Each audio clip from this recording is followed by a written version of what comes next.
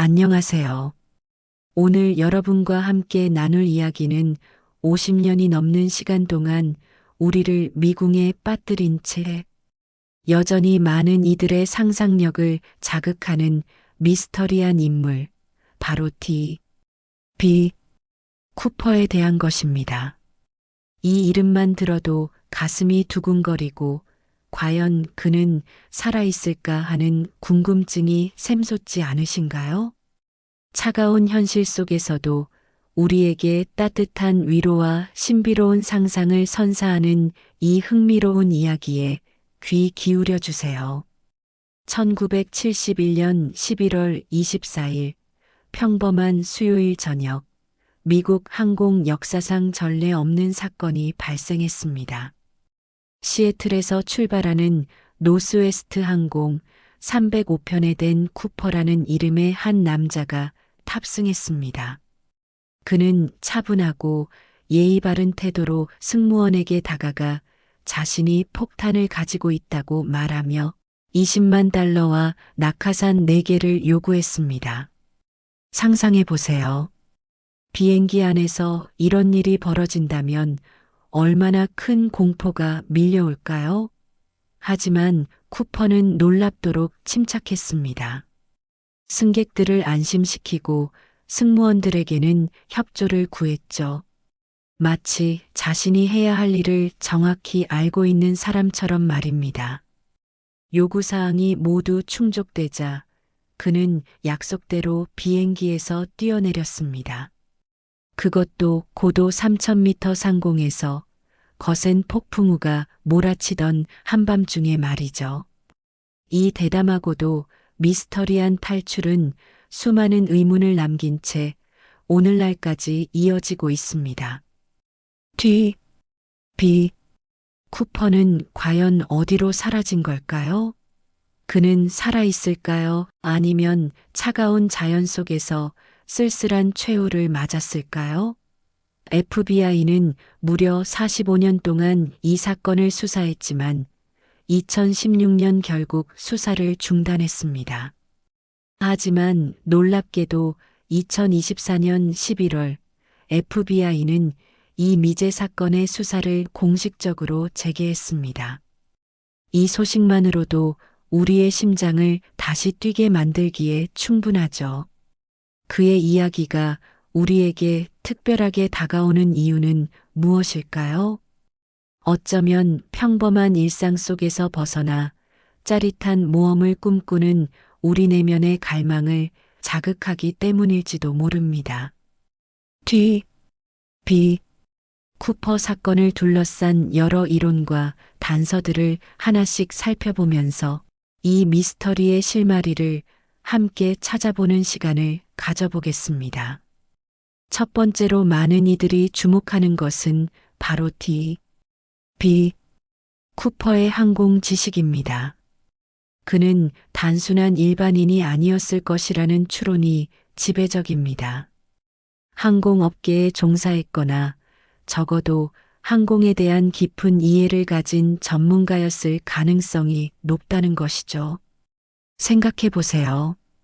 그는 폭탄으로 위협하면서도 비행 조건에 대해 아주 구체적이고 전문적인 요구를 했습니다. 특정 고도, 비행 속도, 그리고 심지어 플랩의 각도까지 지정했다고 합니다.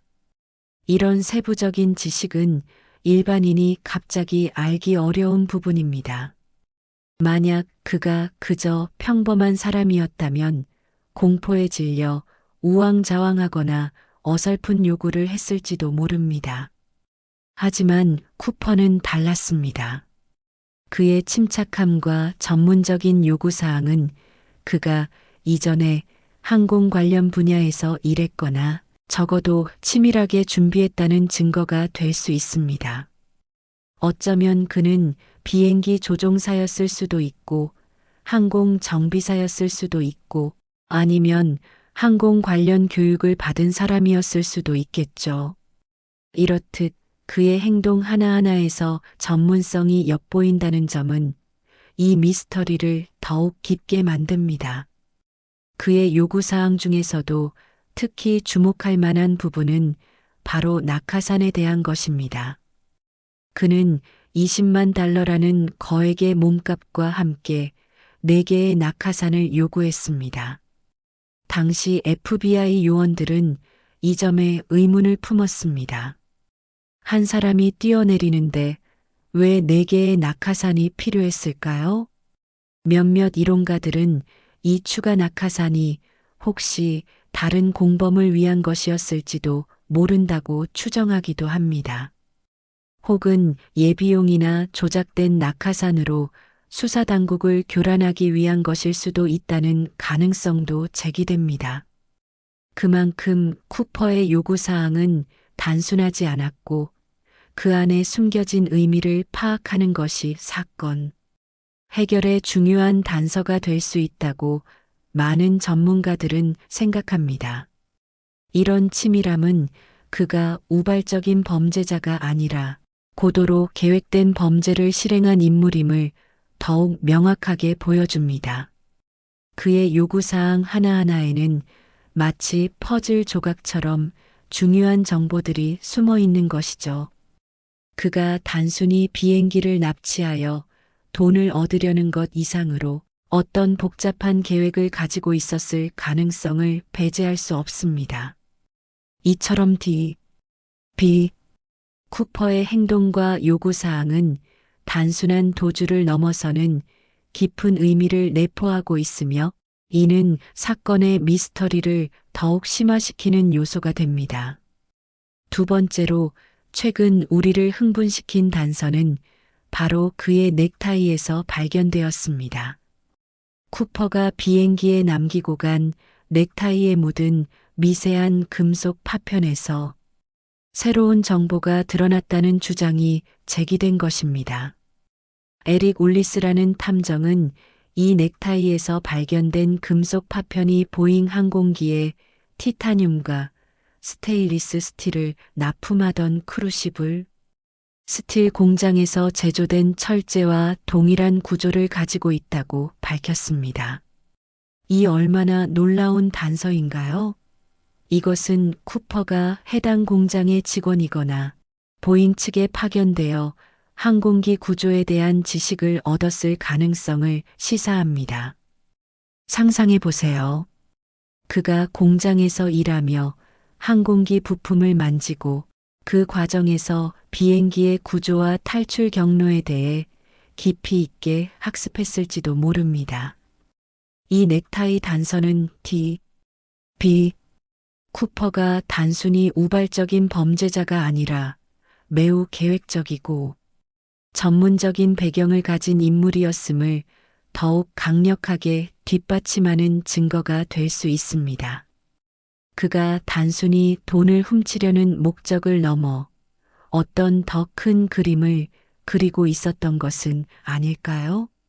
아니면 단순히 자신의 전문성을 활용하여 완벽한 범죄를 계획했던 것일까요? 이러한 상상만으로도 우리는 그의 이야기에 더욱 몰입하게 됩니다. 더욱이 이 넥타이는 1970년대 당시 최첨단 기술이 적용된 소재로 만들어진 것이었습니다. 넥타이에서 발견된 티타늄 합금 파편은 당시 항공우주 산업에서 주로 사용되던 고강도 재료였죠. 이는 B. 쿠퍼가 단순히 과거에 항공산업에 종사했던 인물일 뿐만 아니라 당시의 최신 기술 동향에도 밝았을 가능성을 시사합니다. 어쩌면 그는 새로운 항공 기술 개발에 참여했던 엔지니어였을 수도 있고 특수 부품 제작에 관여했던 전문가였을 수도 있습니다. 이런 배경은 그의 치밀한 계획과 전문적인 행동에 대한 설명력을 더해주며 그가 얼마나 철저하게 이 범행을 준비했는지를 짐작하게 합니다. 이 넥타이 조각 하나가 단순한 패션 아이템이 아닌 B. 쿠퍼의 신원과 직업, 그리고 범행 동기에 대한 중요한 열쇠를 쥐고 있는 셈입니다. 이처럼 작은 단서 하나가 수십 년간 미궁에 빠져 있던 사건의 실마리를 제공할 수 있다는 점은 탐정소설을 읽는 듯한 흥미진진함을 선사합니다. 물론 그의 신원을 밝히기 위한 노력은 수많은 용의자들을 탄생시켰습니다. 그중 몇몇 인물들을 살펴보면서 왜 그들이 B. 쿠퍼로 의심받았는지, 그리고 왜 결국 용의선상에서 제외되었는지 알아보겠습니다. 첫 번째 용의자는 리차드 플로이드 맥코이입니다. 그는 쿠퍼 사건 5개월 후 유사한 방식으로 항공기를 납치한 인물입니다. 베트남 전쟁 참전 용사이자 낙하산 전문가였던 그는 쿠퍼와 많은 부분에서 유사점을 가지고 있었습니다. 그래서 한때 많은 사람들이 그를 B. 쿠퍼라고 확신했습니다. 그는 비행기 납치 후 낙하산을 이용해 탈출했으며 이 과정에서 20만 달러를 요구했습니다. 쿠퍼와 맥코이의 범행 수법이 매우 흡사하여 FBI 역시 맥코이를 유력한 용의자로 지목하고 집중적으로 수사했습니다. 심지어 맥코이는 훗날 다시 탈옥하여 항공기를 납치하려다 사살되기까지 했으니 그의 대담한 성격과 범죄 경력은 B. 쿠퍼와 흡사한 부분이 많았습니다. 하지만 그가 쿠퍼 사건 당시 라스베이거스에 있었다는 사실이 확인되면서 결국 용의선상에서 제외되었습니다. 안타깝게도 완벽한 일치점을 찾지 못한 것이죠. 두 번째는 듀안 웨버입니다. 그는 사망 당시 자신이 B. 쿠퍼라고 주장했습니다. 그의 부인이 도서관에서 남편의 글씨가 적힌 B. 쿠퍼 관련 책을 발견했고 웨버가 비행기에서 뛰어내리는 악몽을 자주 꿨다는 증언도 있었습니다. 이 이야기만 들어도 충분히 의심이 가는 상황이죠. 마치 영화 속 한 장면처럼 말입니다. 게다가 웨버의 가족들은 그가 항공산업과 관련된 일을 했으며 낙하산 훈련도 받은 적이 있다고 증언했습니다. 그의 주량과 흡연 습관이 B. 쿠퍼의 인상착의와 일치한다는 점도 흥미로운 부분입니다.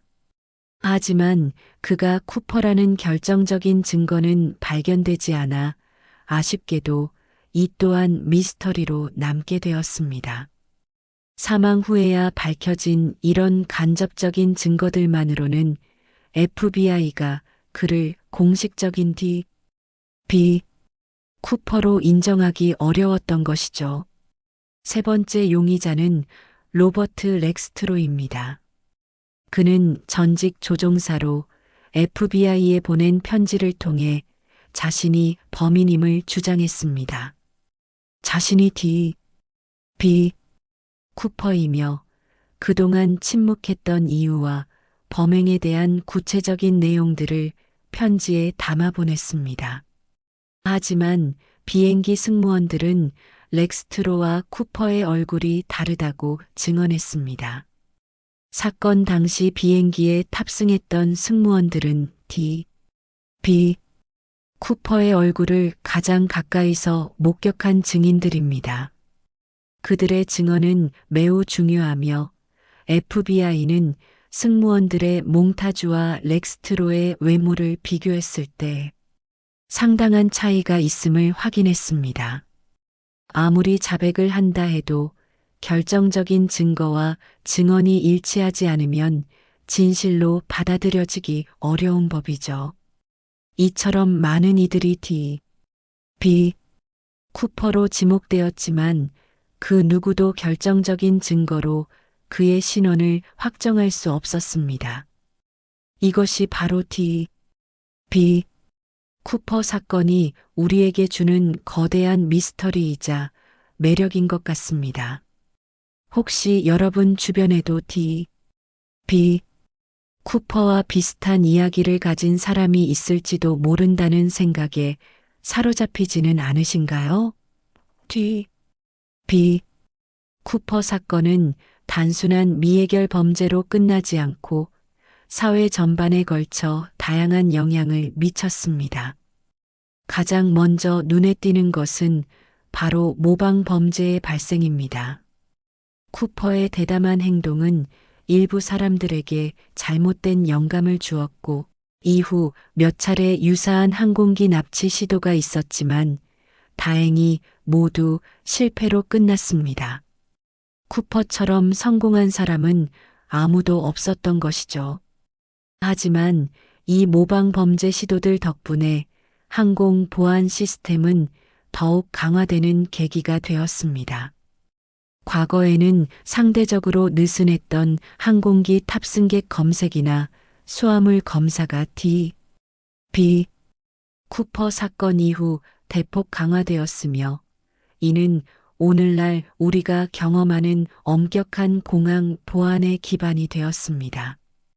또 하나 중요한 변화는 바로 보잉 727 항공기의 개조입니다. 비. 쿠퍼가 뛰어내린 비행기가 바로 보잉 727 기종이었는데, 이 사건 이후 모든 보잉 727 기종에는 비행 중 뒷문이 열리지 않도록 쿠퍼 베인이라는 장치가 장착되도록 개조되었습니다. 이 장치는 비행 중 비행기의 뒷문이 열리는 것을 물리적으로 불가능하게 만들어 또 다른 비. 쿠퍼 사건이 발생하는 것을 원천적으로 방지하는 역할을 합니다.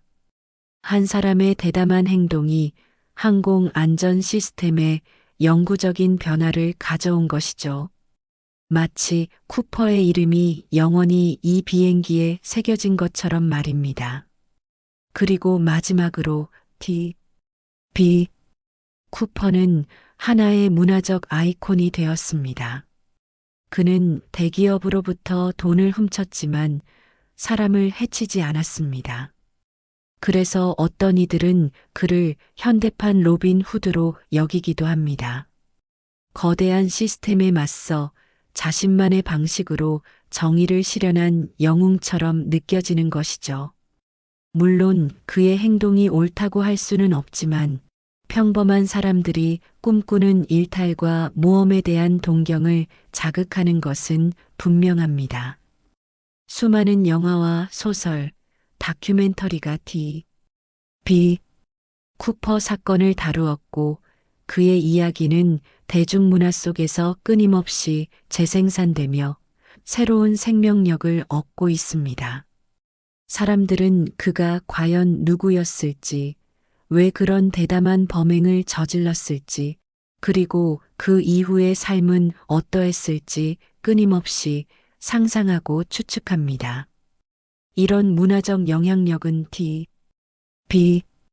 쿠퍼 사건이 단순한 미제 사건을 넘어 우리 사회의 집단적인 상상력과 호기심을 자극하는 강력한 서사로 자리매김했음을 보여줍니다. 왜 이 사건은 50년이 넘는 시간 동안 미해결로 남아있을까요? 그 이유는 복합적입니다. 첫째는 바로 악천후입니다. 쿠퍼가 뛰어내린 지역은 숲이 울창한 산림지대였고, 당시 11월 말의 추위에 뇌우가 몰아치고 있었습니다. 이런 극한의 환경에서 그의 생존 가능성은 매우 낮았을 것입니다. 당시 기상청 기록에 따르면 그날 밤 워싱턴주 남서부 상공의 기온은 영하 10도 아래로 떨어졌고, 시속 200km가 넘는 강풍이 몰아쳤습니다. 게다가 쿠퍼가 뛰어내린 고도는 3,000m에 달했습니다. 전문가들은 이런 조건에서 숙련된 낙하산병조차도 생존하기 어려웠을 것이라고 입을 모읍니다. 만약 그가 착지했다고 하더라도 울창한 숲속에서 살아남기는 쉽지 않았을 겁니다. 야생 동물과의 조우, 저체온증, 부상 등 수많은 위험 요소들이 그를 기다리고 있었을 것입니다. 그의 시신이 발견되지 않은 것은 어쩌면 그가 착지 후 자연 속에서 흔적도 없이 사라졌기 때문일 수도 있습니다. 둘째는 증거 부족입니다. FBI는 대규모 수색 작업을 벌였지만 쿠퍼의 시신, 돈, 낙하산 그 어느 것도 찾지 못했습니다. 당시 FBI는 수백 명의 요원과 자원봉사자들을 동원하여 추락 예상 지점을 샅샅이 뒤졌지만 허사였습니다. 유일한 단서는 1980년에 컬럼비아 강변에서 한 소년에 의해 발견된 $5,800였습니다. 이것은 쿠퍼에게 준 몸값의 일부였습니다. 하지만 왜 이 돈만 발견되었는지, 그리고 나머지 돈과 쿠퍼는 어디로 사라졌는지 여전히 미스터리로 남아 있습니다. 일부에서는 이 돈이 홍수에 의해 쓸려 내려왔을 가능성을 제기하기도 했지만 정확한 경로는 밝혀지지 않았습니다. 만약 쿠퍼가 이 돈을 모두 가지고 있었다면 왜 이 일부만 발견되었을까요? 그리고 나머지 돈은 어디로 갔을까요? 이처럼 수많은 의문이 풀리지 않은 채 D.B. 쿠퍼 사건은 우리에게 영원한 질문을 던지고 있습니다. 과연 D.B. 쿠퍼는 누구였을까요? 그는 어떻게 되었을까요? 그리고 그는 정말로 살아있을까요? 이 모든 질문들은 우리의 상상력을 자극하고 이 미스터리를 더욱 매력적으로 만듭니다. 어쩌면 그는 차가운 숲속에서 고독하게 숨을 거두었을지도 모릅니다. 하지만 또 다른 한편으로는 어딘가에서 평범한 모습으로 새로운 삶을 살아가고 있을지도 모른다는 희망적인 상상도 해보게 됩니다. 혹자는 D.B. 쿠퍼가 이미 범행 전에 치밀하게 계획하여 은신처를 마련해 두었을 것이라고 주장하기도 합니다. 혹은 그는 이름과 신분을 완벽하게 위조하여 새로운 정체성으로 살아갔을 수도 있습니다. 어쩌면 지금 이 순간에도 우리 주변 어딘가에서 평범한 노인으로 조용히 살아가고 있을지도 모를 일입니다. 만약 그가 살아있다면 그는 과연 자신의 과거를 후회하고 있을까요? 아니면 자신이 이룩한 대담한 범행에 대해 자부심을 느끼고 있을까요?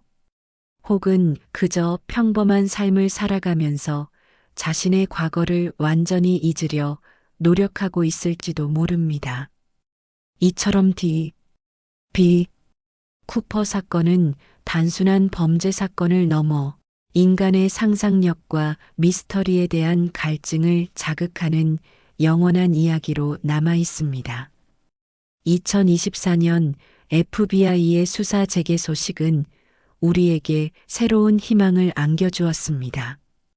50년 넘게 잠들어 있던 이 미스터리가 과연 이번에는 풀릴 수 있을까요? 새로운 과학 수사 기법과 기술의 발전은 과거에는 불가능했던 단서들을 찾아낼 수 있는 가능성을 열어줍니다. 예를 들어 넥타이에서 발견된 미세한 DNA 샘플이 있다면 이는 사건 해결의 결정적인 열쇠가 될 수도 있을 것입니다. D.B. 쿠퍼의 정체가 밝혀진다면 그것은 오랜 시간 이 사건에 매료되었던 우리 모두에게 큰 선물이 될 것입니다. 그리고 그의 이야기는 단순한 미스터리를 넘어 인간의 욕망, 용기, 그리고 삶의 의미에 대한 깊은 질문을 던지는 영원한 서사로 기억될 것입니다. 여러분은 D.B. 쿠퍼가 살아있다고 생각하시나요? 아니면 안타깝게도 이미 세상을 떠났다고 생각하시나요? 여러분의 생각은 어떠신가요? 이 미스터리한 이야기에 대한 여러분의 의견을 댓글로 남겨주세요. 함께 이 오래된 퍼즐을 맞춰보는 시간을 가져보는 것은 어떨까요? 그리고 이 이야기가 여러분에게 작은 위로와 흥미를 주었다면 좋아요와 구독 버튼도 잊지 말고 눌러주세요. 여러분의 이야기가 모여 더 풍성한 미스터리를 만들어갈 수 있을 겁니다. 다음 이야기에서 또 만나요.